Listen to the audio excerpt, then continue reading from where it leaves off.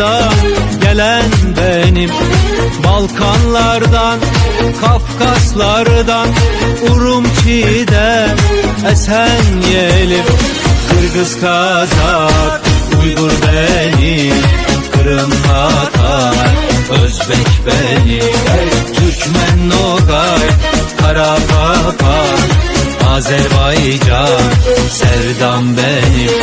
Kırgız, Kazak, Uygur benim, Kırım, Tatar, Özbek benim, Türkmen, Nogay, Karapapa, Azerbaycan, Sevdam benim.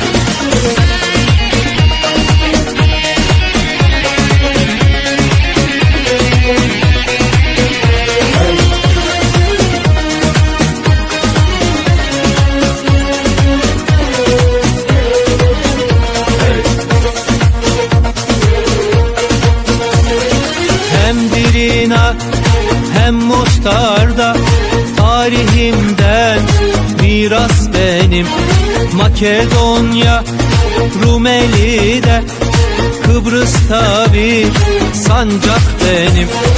Altay, Hazar, Çuvaş benim, Sibir, Tuva, Başkurt benim. Balkar, Saha, İdil,